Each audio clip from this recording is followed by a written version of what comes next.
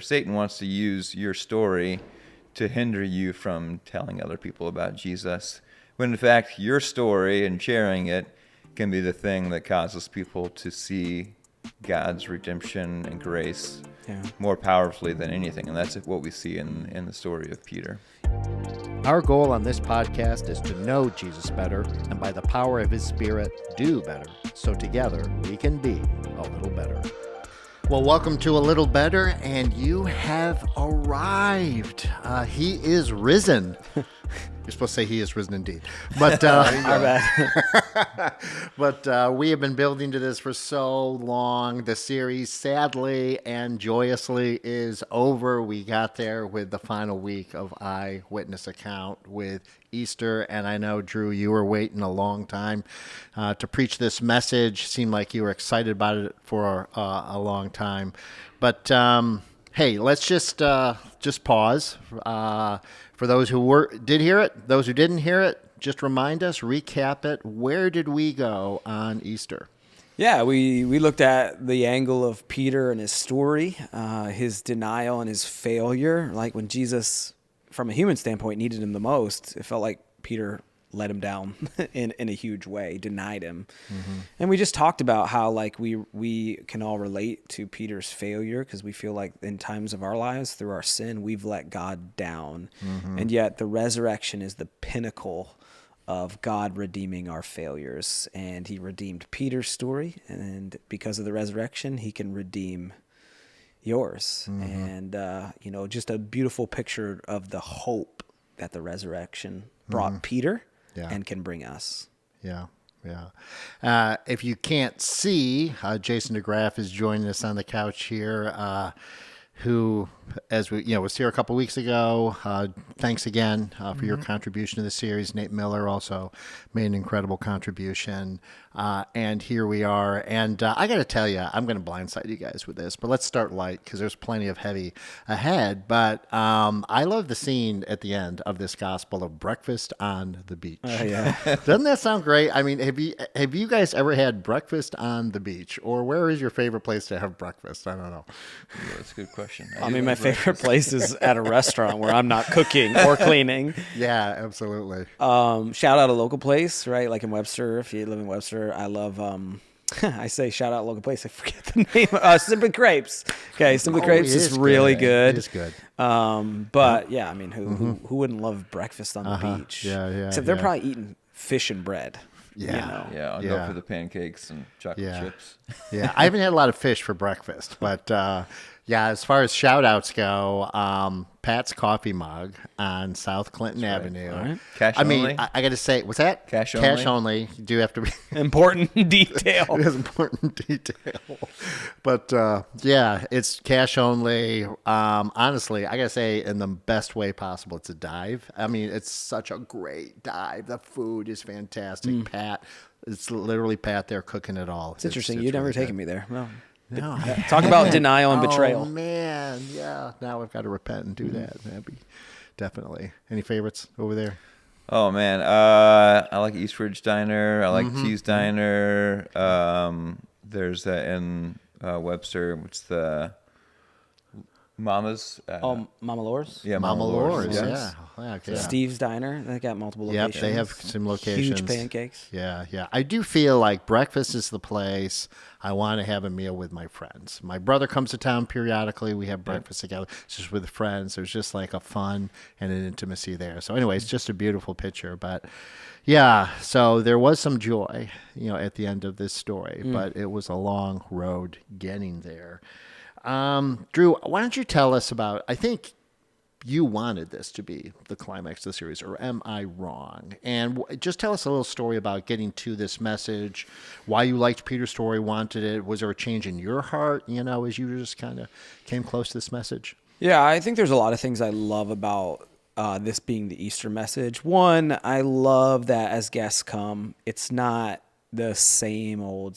I think this is not what they expected. And so I love that. I love all of us can relate to Peter's story, right? Like we have all felt that failure. Like I let somebody down. but yeah, what I love about it is the resurrection doesn't leave us there, and the thread work of God in our lives. We are all like at the same spot, right? We're at that hopeless failure moment, but the thread of the resurrection and Jesus coming to earth is to pull us out of that and into a new life, into hope and redemption. And I think what I love, why I designed the series to end here, is I think it's just a beautiful hidden picture of what the resurrection does in our life. Jason, what's it been like for you on this road? You were part of the teaching team as we put these messages together. You got to preach one of the messages. You saw the target that we were shooting for. Yeah, I love. I often think in like an apologetics or defense of the faith mindset. So when we first went out, I think one of the greatest reasons to believe the resurrection, is because of the eyewitness accounts. So I was excited to share their stories. One, just to like make it like, here, we're looking at history. These are real people, and this is why you should believe. And then even when just speaking on Judas, I was excited to touch on that because it is such a weighty thing, and it's something that people really go through. What was tough when I was preaching on Judas was not to preach about Peter, because they're in many ways a very similar story. They are two of the 12 who were closest to Jesus, and in many ways they're both a sort of betrayal. I mean, they're different, but they both responded in a rejection of Jesus, and they both came out a different way.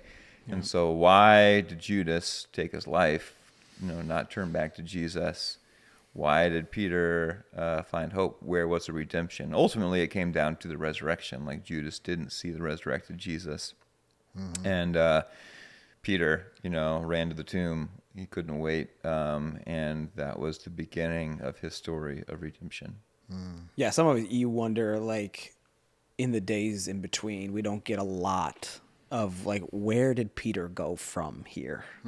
You know what I mean? I would love to see that and know, like, okay, how defeated was he, right? And I mean, obviously he's defeated in the moment, but like, man, from that moment, like those days in between the resurrection had to be incredibly hard for him. Yeah. Like, I feel like the pain probably got even worse. Right. And the regret got even worse, right? Because Jesus is now dead. Like, it's one thing to betray your friend, but then to come back and be like, I'm sorry, I blew it. You needed me. He didn't get that opportunity. Yeah. Yeah. And that distance between the resurrection and the restoration, right? Because, I mean, here's Jesus risen from the dead, but to still wonder what that meant for him, because it could have been Jesus saying, I know who my true friends are now, and you bet on the wrong horse, and this ship is sailing. Peter, you blew it. You could have been part of it. I'm sure Peter had those thoughts of Jesus moving on without him, but for Jesus to come back and to restore and include Peter, it's mind-blowing. It's interesting, like we were talking about this beforehand. You can believe the resurrection and not feel like my life is restored. And I think that was kind of where Peter was at. Like, Jesus appeared to him, and he was like, okay, like, maybe my story's not over. I did betray Jesus, but now there is a chance, for my story to be redeemed. But it wasn't until they sat down on the beach together and Jesus asked him 3 times, do you love me? That the implications of Jesus' resurrection came to full bear in the redeeming of the story of Peter. And I think a similar thing could be said in our own life, that we can know that Jesus rose from the dead, but it's not until you go back and you deal with the past, you have a conversation that you begin to apply what Christ has done on your behalf. Yeah. I think I've loved that about this series. I think there's a hidden hope that hopefully people are catching on, right? As we look at these eyewitness accounts, we have to remember these are people who have walked with Jesus for 3 years. They saw him do, like, okay, what I would call like small miraculous, like water into wine. That feels like, oh, pretty miraculous, but not like, oh, they saw him raise somebody from the dead, right? Like, so you got like semi-miraculous and like holy smokers. That's ridiculous. And yet every one of them in their walk with Jesus, you see this progression that the resurrection finishes or brings about. And I don't know about you guys, but like one thing that has really encouraged me in the series is to know like it's okay to be where I am and I still have room to go. You know, like there's this process of discipleship. Like Jesus told these guys numerous times this was going to happen. He taught them, he showed them, and they still didn't get it. And it gives me hopes, like as I walk with Jesus, like there's more to come. There's more, like Peter's redemption work wasn't like in an instant, like, oh, I believe this, everything's changed, nothing else will change. It's this progression of even people who was with Jesus, saw his power and his might, and like with their own eyes, still kind of live like I do. Where like I know what Jesus said and I believe it, but like I still, like you said, I gotta continue to believe it and grow in it deeper. And when I grow up in deeper, it like continues to change me, redeem me. And I think that just gives me hope. Like, man, I realize I have failed, and in the past, God has redeemed some of my failures, but there's still some he needs to redeem. And that's the process of how God works in our lives. Yeah. I love that too. It's just, you read the Gospels and you read these stories and these narratives, and it is just so true to the messiness of life, right? It's just what's going on there. Hey, I don't want to get too far before we pause. I really want to get back to the impact of this message on each of our lives, as well as the people, we're sharing it with. But shout out to the video team. Oh my goodness. I mean, I was blown away by that video. Drew, you set that video up like halfway through your message, and we should have a mic on our producer, Taylor. She's behind the camera. But I know that Meg and Drew Davidson, Taylor, Benedict, our producer. I don't know who else was on the crew. Probably a few other people, but of course we had all the actors, Aman and Eli, and then a number of kids I didn't even know. Arrow and Kylo, Jason, and Nicole West. Natasha jumps in there too, Natasha's Mom. In there, so whole family, different people playing different roles. So I look at that and I just know that must have been a huge effort. I mean, to get all that set up. Drew, what do you know about how that video got conceived? Or yeah, it actually, so it's amazing how God works, right? So that actually started. You were there, Brad. I don't know if you remember, but we were writing this sermon, and we read through the betrayal, and we were just like, oh man, it'd be cool if we could modernize this, right? Like, or just do maybe like the chosen version of this. And so like that small idea birthed into our creative team, just brainstorming and storyboarding and re-storyboarding and dreaming up different concepts, and it led to a lot of work. Like I think one thing I want people to realize is how much work goes into a 5-minute video. You're talking about an all-day shoot from 7 a.m. till at night, coordinating people, officers, details, scripts, like these.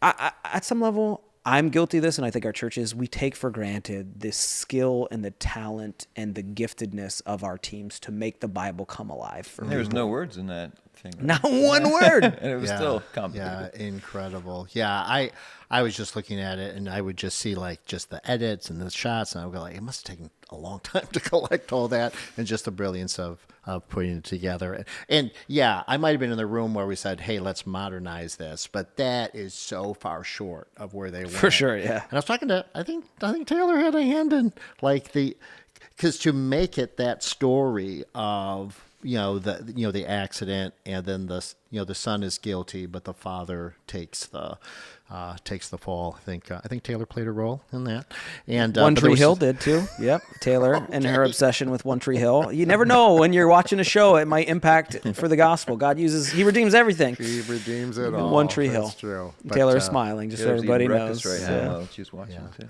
No, I'm sure everyone else. There's many people out there agreeing what I just say. The video is very impactful, for for me. I mean, I'm an emotional guy, okay, but I did cry. I cried. Tears flowed when I saw that video.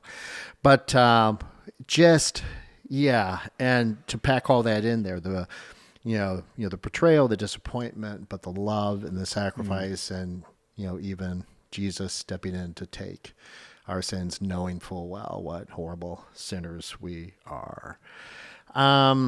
I do want to.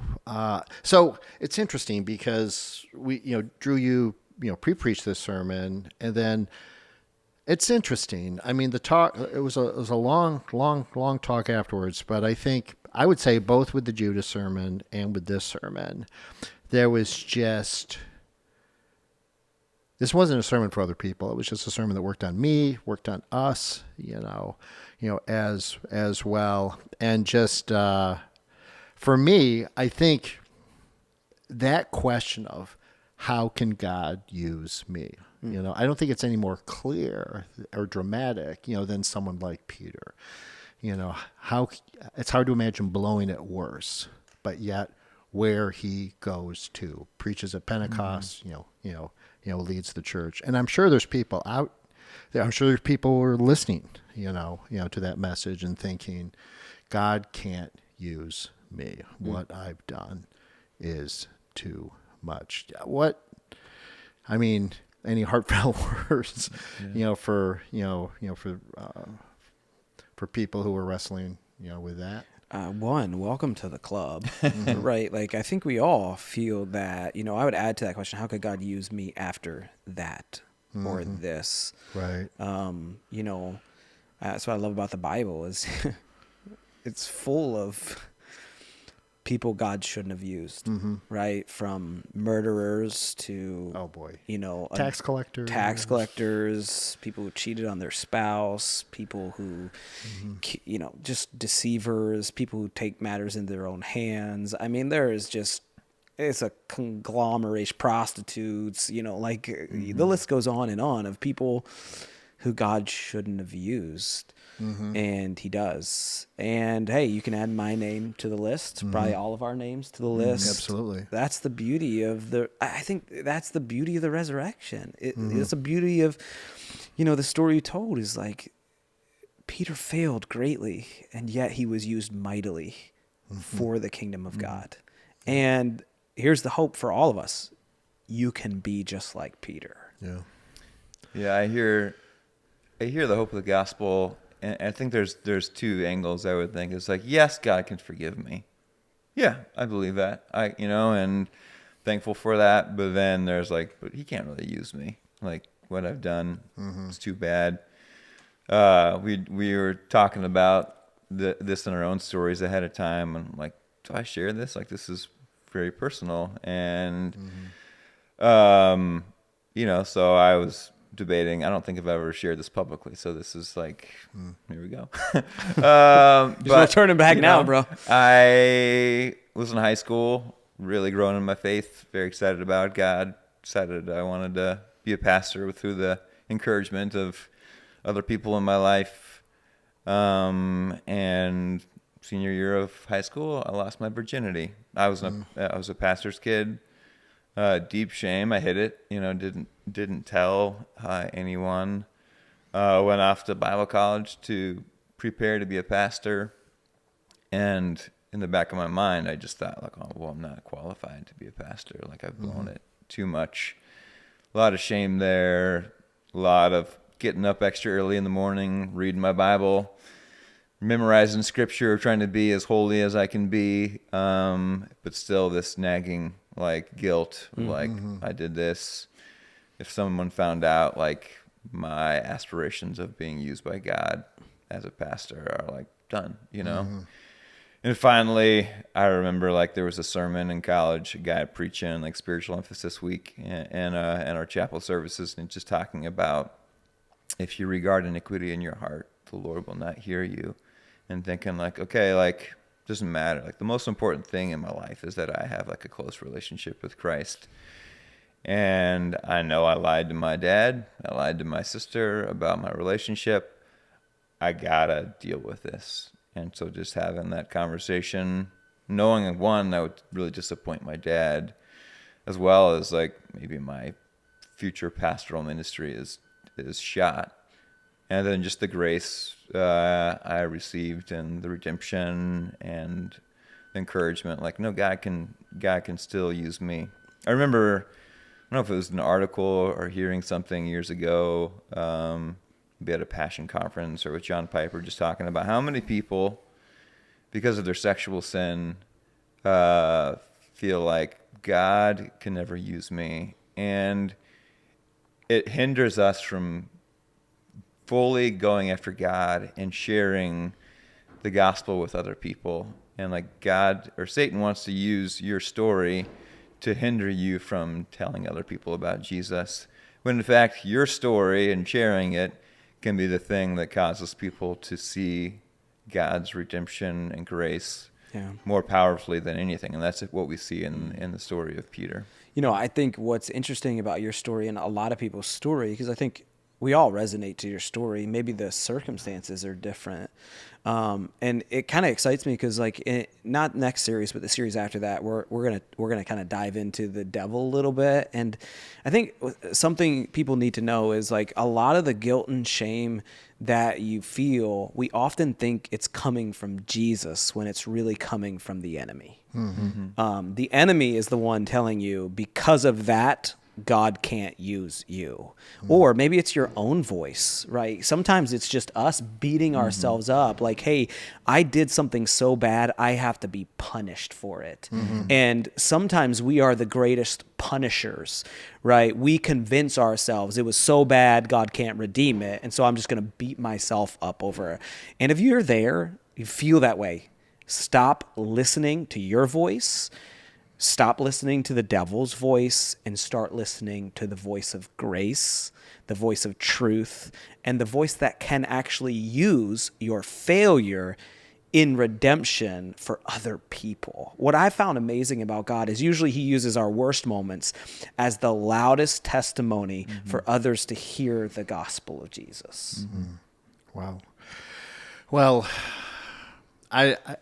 Jay, I didn't thank you for being so transparent in sharing that story. I think that I feel like I cornered you almost into that, but and I didn't know it before today. We were talking about it, and I'm not going to tell my whole story, but I also lost my virginity in college. Had the same questions: could I ever be in ministry, because of that. But I know for so many that we have a God, he must increase, but I must decrease. So sometimes it's just that sharing, that dealing with, that exposing to that, which opens the door for God to do the work that he wants to do. And thanks, Drew, for that encouragement.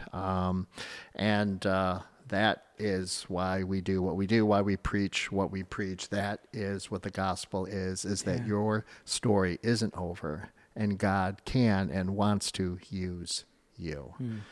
Well, listen, please come back. We got a brand new series coming next week. Drew, the name of it is? It is called By Design, and it's a blueprint for lasting and healthy relationships. So we're gonna talk about something that we all have, right? Relationships, and all kinds of relationships, right? Your spouse, your friends, your neighbors, there's so many relationships, but how do we build relationships that last, that are healthy?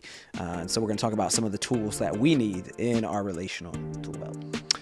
Please come back. We'll see you soon.